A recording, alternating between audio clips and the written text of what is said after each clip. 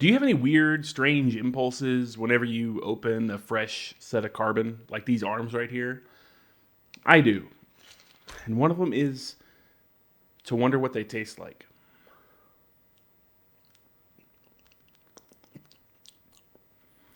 It's not the best I've ever had, but it's not the worst.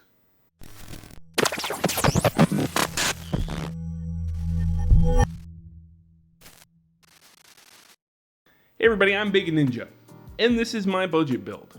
And today, I'm going to show you the first step in building one of these for yourself, and that involves putting the frame together. We're going to be assembling the TBS Source One frame. Comes in a bag like this. And don't worry, if you're not building my budget build and you just want a good set of instructions for assembling this frame because you're doing your own thing with it, perfectly fine. It'll apply to you too. But if you are going to be building my Bacon's budget build, just like this one here, based around this frame, I'll give you some pointers on specific things we need to do when we're considering this build. And in the description below are going to be some 3D prints that you're going to need to print to move on to step 2, which will be adding motors and ESCs and things. But today, let's focus on putting the TBS Source One frame together. And the first thing we're going to do is get all the bits and pieces out of the bag to show you what the thing comes with. And in the bag we get these things. We get a top plate, a mid and bottom plate, 2 sets of arms, a bag of standoffs, some camera plates, and a squash block for the arms, which we'll get to later. We get a die-cut battery mat, which is a kind of nice addition, and a bag of ye olde screws. Nothing too crazy in the bag there. We got what we expected, but you will notice there's a top plate, a mid plate, and a bottom plate on this build. That is because it is what they call a split deck design. It means that the bottom plate is actually 2 pieces that point in different directions. I'll show you that during the assembly. But you know what else is a split deck? The Impulse RC Apex, as well as the GEP RC Mark V, and the Lumineer QAVS that Joshua Bardwell uses, all split decks, because it seems like split decks have really good resonance characteristics, assuming they aren't just poorly designed otherwise, and this one is fairly well designed. I've flown it a bunch and I haven't noticed any crazy frame resonances. It has one, but it's up high enough to not have to deal with it. And a lot of that comes down to putting this together correctly. If you do a poor job of putting the frame together, it's gonna shake like crazy. So I'm going to show you how to not do a poor job to get the most out of your Source One V5. So what are you going to need to actually assemble this? Well, you'll need a 2mm hex driver and the tool between your ears, because that's most of where it comes from. Now, if you are assembling my budget build, what you will also need is the kit from your SpeedyBee F405 V3 stack, because that is the stack that I put in my budget build.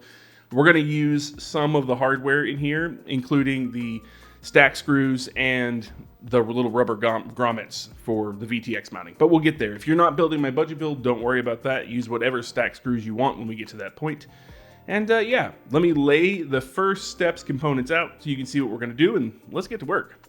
And the first parts we're going to use are the bottom plate, the mid plate, this cross bit here, all fuller of our arms, and a selection of screws.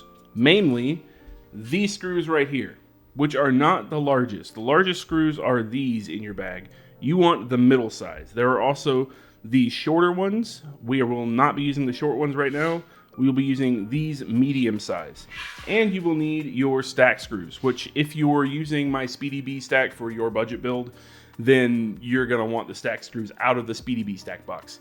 Whatever other stack you're using, if it came with screws, you're gonna want those. The Source One V5 does not come with stack screws, and the arms do require you to put stack screws through them. So if you don't have any stack screws at this point, assembly is a little bit rough. If you don't have any stack at all and you just want to put something generic in, you can use some out of a kit. Just make them about the length of the ones SpeedyBee uses here, and they should work for you. And to lay this out, you first put the bottom plate down, and then you put this block, this plus block, on top of it. You line those holes up there. Now you'll notice this can kind of go any way you want it to. That's because it's all cut the same. So you can put it in there in any orientation that you want. Now the arms are a little bit tricky, because if you look at them straight on, you'll see that it tapers a little less here and a little more here. You want the more tapered side to face the rear and the front of the quad. so that you get a true X layout when you're done. If you don't do that, things get really funny. So you want the larger taper to either face the front or the back, and the smaller taper to face toward the sides. And that will give us a layout that looks like this. There we go. So we have all of our arms set in place. And then we're going to take the mid plate here, which will secure all the arms, and we're going to run some screws from the bottom up through it. And the first step is to use these mid screws here, the mid-size screws that we picked out earlier, through the bottom plate and into the arms with the locking block. Now this is probably the most complicated part of putting the frame together. For one, the Source One's holes aren't always milled perfectly, so it can be kind of hard to get these screws in the holes. They don't always slide through. Sometimes you have to actually screw them into the carbon. A really good tip for that is if you just go ahead and take the screw and put it in the hole and it's tight, go ahead and screw it into the carbon all the way in, down to the bottom and back out. And then a lot of times, once you've removed it once, it'll slide through again, like mine are now, and it's perfectly fine. So we also want to make sure that we're using the 20 by 20 holes for these screws, since we will be using the 30 by 30 holes to mount our stack. If you're using a 20 by 20 stack, then you want to put these screws in the 30 by 30 holes and your stack screws in your 20 by 20 holes. But since we're using a 30 by 30 stack for my budget build, we're going to be using the stack screws in the 30 by 30s and these smaller screws in the 20 by 20s. And the best way to do this is just to get the screw in there and then get one arm on. Just get one solitary arm on this thing. Make sure again that you are putting the taper in the right direction. And it may not always be the case that your screw goes through the hole. If it doesn't, same thing. Screw a screw through it, screw a screw out, maybe wiggle it a little bit, and it will make enough room for that hole to let the screw in the future. But now that we've got one arm on and the screw is kind of flush with the top of the arm, we can go ahead and insert the locking plate. And this is where it gets tricky. So what you have to do is take another arm, again, make sure the taper is facing the right direction, you set it in place, and you want to kind of just hold it with your hands, like I'm holding it sandwiched together right now. And then I can insert the screw on this side, and then use my driver to screw it all the way through and set that arm. And you're going to want to repeat that process for all four arms until you have all four arms in the locking plate with one screw in. And now I have all four of my arms on my bottom plate with one screw each in them, barely protruding from the top. That's important. We don't want the screw to be sticking way up, and I do have the lock plate in place. You can see on the bottom, the screws are not all the way into the frame. My arms are well attached, just with it barely protruding. And that's because we're going to take this mid plate here in a second, and we're going to be screwing these screws into these press washers. And if you have a screw already protruding all the way and you go to tighten this thing down on there, there's a potential that you may get it on crooked, and it'll feel tight, but there'll actually be a gap between the plates and your arm, and that's how frame builds go bad. You don't want that. So usually what we do is we leave a little bit of protrusion, just barely enough to start the threads so that everything is very close to even pressure on all four screws. And then as we're tightening, we'll go in an angular pattern. So we'll start here, cross there, go here, cross there. And then we get a nice tight, even squish. So it's real simple. You just set this plate on there. You hold it with your hand. I like to kind of press in that middle hole right there, about where it needs to be. And you just get your screwdriver and you tighten them from the backside like I showed you. Now, before you go to tightening, make sure that all of your press nuts are actually seated all the way down. Sometimes there'll be a little air gap in the nut, not pushed all the way. You just get a pair of pliers and put it on there and squish it in, and it'll be fine. So let's go ahead and get this cinched down to our mid plate. So you just got to keep holding this thing while you're turning the screw on the backside and making sure that it lines up with the press nut. And once you get it on there, don't tighten it all the way. Just let it stop. Then you move diagonally, like I just did that one. I'm gonna move diagonally to this one, do the same thing, and I'm gonna kind of hold it from the sides so I can line the plates up with my fingers to make sure that I'm gonna hit the hole. Now these screws are not gonna go all the way down in the press nut. They're not gonna make a full deep dive into the bottom of the press nut. And you may feel as you do that the plate kind of pushes off instead of the screw starting, and that's how you know you're not quite lined up and you got to kind of wiggle it with your fingers. But once you have two in there, the other ones should line up pretty easily. Now that I have two, I'm going to move to this one here, and then I'm going to do its angular neighbor. And there we go. So we have all four of our 20 by 20 screws, since we're using the 30 by 30 for stack screws, seated in here, and you'll notice they don't come up past the press nut. They're down there just a little bit. And that's exactly what we want, because we don't want them to make contact with the ESC ever. That is a great way to have a fire. If you have a screw sticking up out of that press nut and your ESC comes down on the gummy and it touches one of these, you will have a flaming carbon ball instead of a drone, and that is not what you want. So the next step is very simple. We're just going to put the stack screws in the 30 by 30 holes, and we're going to do it in the same way. We're going to move from this hole to that hole, then that hole to that hole in an angular pattern. And again, we're not going to fully tighten any of these screws. We're just going to get them to a point of being what you'd call snug. And then once we have everything in, we will fully tighten the thing. Pro tip, these screws are long and it's a huge pain in the butt. So if you just get them about, I don't know, a 1/4 inch started, and you sit the whole drone on your driver like this, you can kind of just spin it like this. You know, I'm not fancy enough to have a electric driver for doing this. So I'm just sitting here literally spinning this drone a million times until the screw's all the way in. Might drop it. So now I have all of my stack screws in, as well as the mid screws here that we used on the 20 by 20s, and everything is just snug. It is not super tight. The next thing we're gonna do is we're gonna go from corner to corner. So we're gonna start here with these 2 screws, then move to these 2 screws, then these 2 screws, and these 2 screws, tightening it. So give it about a half a turn to a whole turn.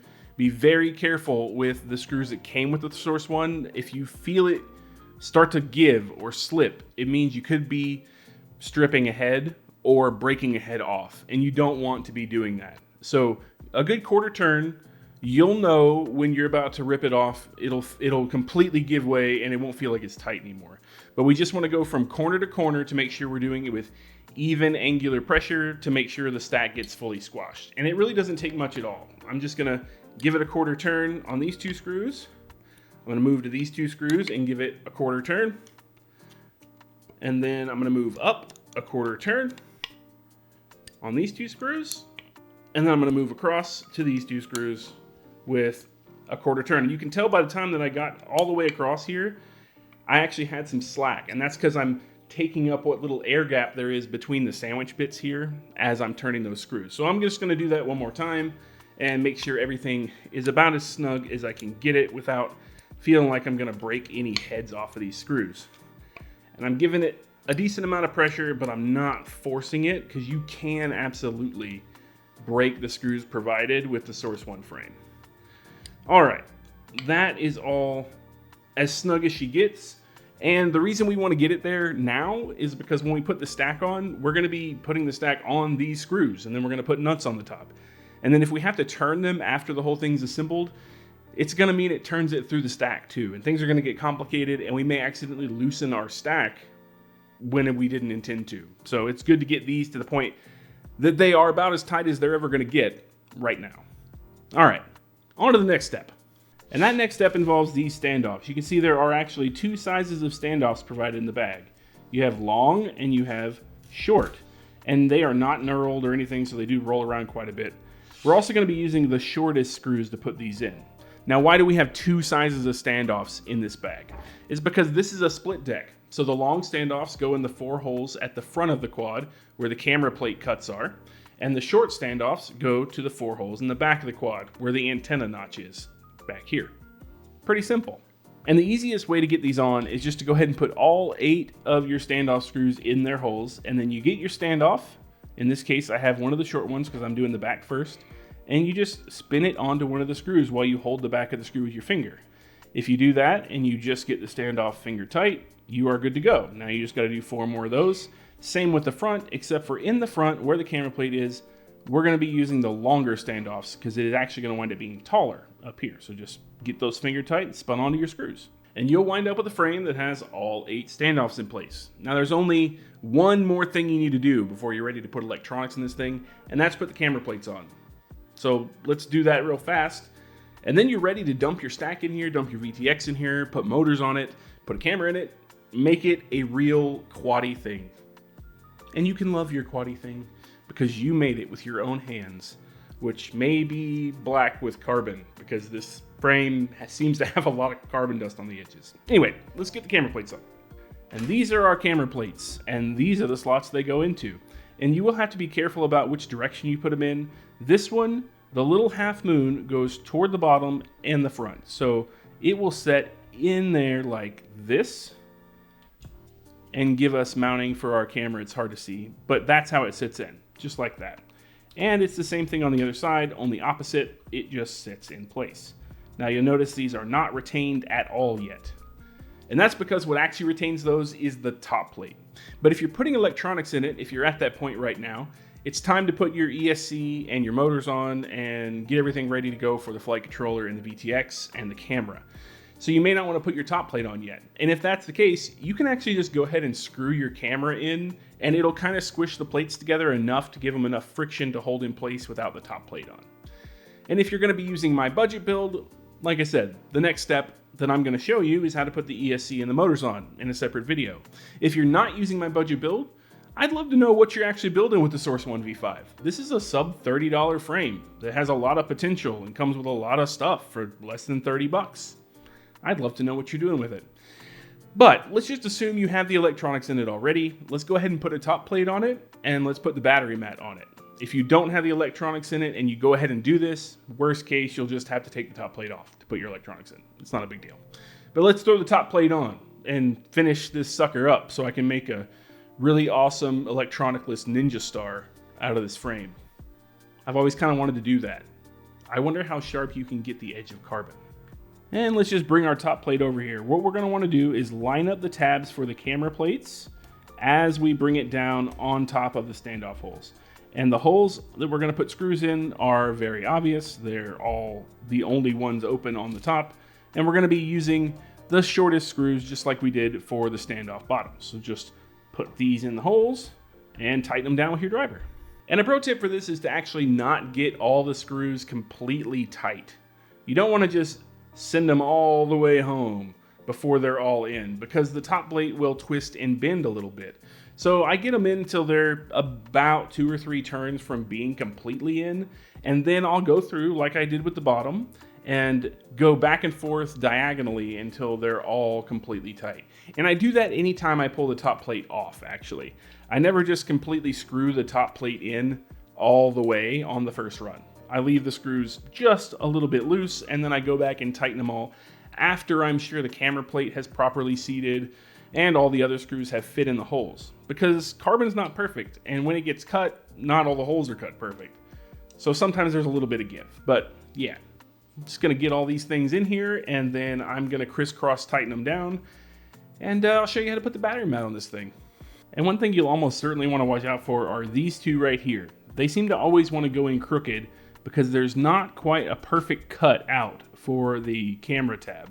So what you have to do is maybe get an emery cloth or a file and grind down just a little bit of the front of the tab for the camera plate so that the whole plate can shift backwards a little bit and those don't want to go in crooked. Whatever you do, don't force them in crooked. If they want to go in crooked, definitely just file the tabs down a little bit and give yourself a little more room for that plate to be able to push back instead of trying to get them in crooked. But now that we have the top plate on, let's throw this battery mat on there. And the battery mat will sit like this, but you'll notice none of the cutouts come pre-cut out. Now, one thing you don't want to do is try to push these cutouts from the rubber side through the back, because there's adhesive back here, and what will happen is you'll push the adhesive off the rubber as well. So you want to push from the back side through the front. You want to push all these cutout outs from the back side through the front. You just kind of rip them, and you'll see sometimes it leaves the paper behind. That's okay. It's not perfectly die cut, but we'll get all these cutouts pushed through. And the ones back here in the VTX section are a little harder sometimes. Sometimes you got to work with them. You can kind of rip them from the front if you have to. Just remember there's probably some sticky you're going to have to get out of there as well. So now we have all the cutouts out, and we just take our plate and we set it on here one more time. We peel the backer off. Oh, I missed a piece. Get out of there. And you'll see back here we have a little bit of gunk in the cutout. We can clean that up in a minute. And we just want to line it up with the screw holes. And I like to use my fingers on the sides and feel the edges of the frame. And we sit it in there and press. And voila! And that's it, you're done building your TBS Source One V5 frame. And if you're building my budget build, congratulations, you have completed step 1. I'm going to do step 2 in another video, which will be putting the ESC and the motors in here along with the 3D printed parts. Don't forget, if you're building my budget build, the list of 3D printed parts you're going to need is in the video description below. All of it's available on Thingiverse. No big deal there. Hopefully you have a 3D printer. If not, some of it is optional. That's okay too. And if you're not building my budget build, like I said, leave me a comment below and let me know what you are building on this frame. If you're using the 5-inch version or the 7-inch version, because they're essentially the same frame with different arms. And yeah, I really think the TBS Source One is a great little budget frame. It's a split deck like some of the most premium frames on the market. It has really nice characteristics. It's not the best millwork in the world, and it's pretty narrow, and some components are very rudimentary, but it will fly great because I have really flung mine around and I enjoy it. But that's all I have for this step. Continue to watch the Bacon's Budget Build series for more, and until next time, stay greasy, and I'll catch you later. Another weird impulse I get when I build frames, to be Wolverine with the arms. Look at my claws, my carbon claws. It's stupid.